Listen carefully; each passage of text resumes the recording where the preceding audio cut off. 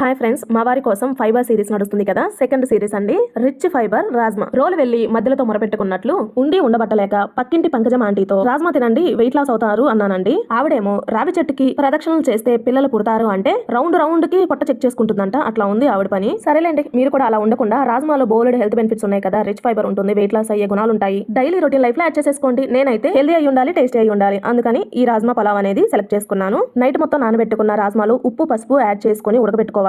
పలావ్ చేసుకునే విధంగా కడాయిని తీసుకొని దానిలో తక్కువ ఆయిల్ యూజ్ చేసి పలావ్ లో యూజ్ చేసే మసాలా ఇంగ్రీడియంట్స్, ఆనియన్స్, పచ్చిమిర్చి, ఉప్పు యాడ్ చేసి వేయించుకోవాలి. నెక్స్ట్ టమాటా ముక్కలు యాడ్ చేసి సాఫ్ట్ గా మగ్గిన తర్వాత పుదీనా, కొత్తిమీర, ఉడికిన రాజ్మాని యాడ్ చేసి నెక్స్ట్ టేస్ట్ కి తగ్గట్లుగా ఉప్పు, జీలకర్ర పొడి, ధనియాల పొడి, కారం, పసుపు, గరం మసాలా యాడ్ చేసి మొత్తం కలిసేలా కలుపుకొని రాజ్మా ఉడికించిన వాటర్ తో 2-3 మినిట్స్ పాటు ఉడికించుకోవాలి. ఆ వాటర్ మొత్తం అబ్జర్వ్ అయ్యి ఆయిల్ సెపరేట్ అయ్యేంత వరకు ఉడికించుకొని ముందుగా నానబెట్టుకున్న రైస్ అయితే యాడ్ చేసేసుకోండి. ఒక గ్లాస్ రైస్ కి 1.5 గ్లాస్ చొప్పున యాడ్ చేసుకోండి. సో తగిన వాటర్ అయితే యాడ్ చేసుకొని ఉప్పు సరిపోయిందో లేదో చెక్ చేసుకొని నెయ్యిని, కొత్తిమీర, పుదీనాని యాడ్ చేసి మూత